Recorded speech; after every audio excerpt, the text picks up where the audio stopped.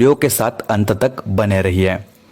दोस्तों, ओडिशा राज्य जो मुख्य रूप से भगवान जगन्नाथ मंदिर के रथ यात्रा के लिए पूरी दुनिया भर मशहूर है, जहां हर साल देश विदेश से लाखों श्रद्धालु दर्शन के लिए जगन्नाथ मंदिर आते हैं और इसी रथ यात्रा को पूरे देश में एक त्योहार की तरह मनाया जाता है। लेकिन बहुत से लोगों को यह बात पता ही नहीं कि इस मंदिर के रथ यात्रा को शुरू करने वाले दूसरे तीसरे कोई नहीं बल्कि नागपुर के राजघराने के संस्थापक महाराज रघुजीराजे भोसले थे। जी हाँ दोस्तों,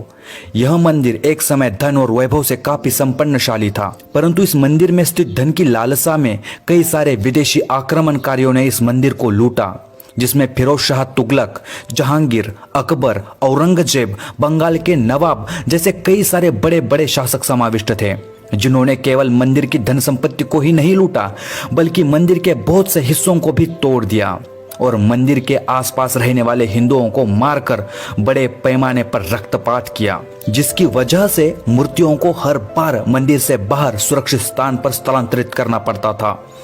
ऐसे अनेकों कारणों की वजह से भगवान जगन्नाथ की वह सुप्रसिद्ध रथ यात्रा बंद पड़ गई थी। ओडिशा में मराठों का शासन। मराठों ने हिंदुस्तान से मुगल सल्तनत को उखाड़कर सफलतापूर्वक मराठा साम्राज्य के पवित्र भगवे ध्वज को पूरे हिंदुस्तान भर फैला दिया था,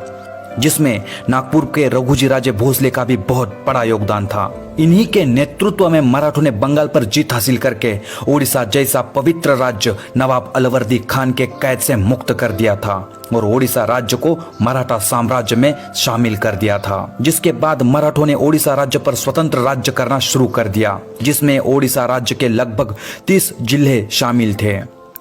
बाद में जब रघुजीराजे भोसले ओडिशा के जगन्नाथ मंदिर के पास पहुंचे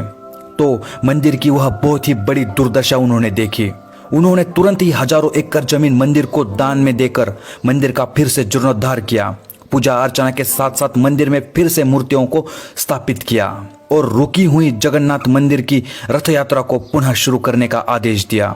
और इतने पर ही वो रुके नहीं, उन्होंने जगन्नाथ मंदिर का बहुत सारा विकास किया, जैसे कि उन्होंने उस समय 40 लाख रुपए इतनी बड़ी धनराशि देकर मंदिर के परिसर में भोग मंडप का निर्माण करवाया, मंदिर के मठ को दानपत्र प्रदान किए, यात्रियों को रहने के लिए मठ का निर्माण भी करवाया और साथ ही साथ लगभग 22 धर्मशालाओं का भी निर्माण करवाया। और इतना ही नहीं, जगन्नाथ मंदिर के महाद्वार के पास 34 फुट का अरुण स्तंभ है, जो जगन्नाथ मंदिर के 25 फुट के अंतर पर है, उसे भी मराठों ने ही स्थापित किया था। और मराठा शासन काल में उस समय सालाना 20,000 रुपए जगन्नाथ मंदिर की रथ यात्रा पर खर्च कर दिए जाते थे। और इसके अलावा भारत के सभी राज्यों के लोगों को जगन्नाथ मंदिर का दर्शन हो सके, इसलिए उड़ीसा के कटक से कोलकाता, नागपुर, जयपुर, मद्रास, विशाखापट्टनम, कलिंगपट्टनम जैसे अनेक रोडों का निर्माण भी मराठा शासन काल में ही किया गया और आवश्यकता अनुसार उस रोड पर पुलों का निर्माण भी करवाया गया। जब हम पुरी शहर में प्रवेश करते हैं तो ऐसा ही हमें 280 फुट का पुल देखने को मिलता है, जिसे 18 नाल पुल कहते हैं, जो आज भी मराठों के वैभव की साक्ष्य देता है। ऐसे ही बहुत प्रयासों के बाद मराठा शासन काल में इस मंदिर का वैभव फिर से लौट आया था। और यहाँ ध्यान देने वाली बात यह है कि मराठा शासन काल में ओडिशा से मुस्लिम शासकों का केवल अंत ही नहीं हुआ बल्कि बाहरी आक्रमणकारियों से भी मंदिर को हमेशा के लिए मुक्त कर दिया। तब से आज तक इस मंदिर की रथ यात्रा बिना किसी रुकावट के हर साल एक नए उत्साह के साथ मनाई जाती है। जगन्नाथ मंदिर की इस रथ यात्रा को भारत के हर कोने कोने तक पहुंचाने का श्रेय नागपुर के भोसले राजवंश को ही दिया जाता है और इसी कारण जगन्नाथ मंदिर के रथ यात्रा के दिन विशेष तौर पर नागपुर के भोसले वंश को विशेष निमंत्रित किया जाता है। और इसी प्रकार आज हमने भगवान जगन्नाथ मंदिर का मराठा शासन काल में किया गया योगदान एवं जीर्णोद्धार इस बारे में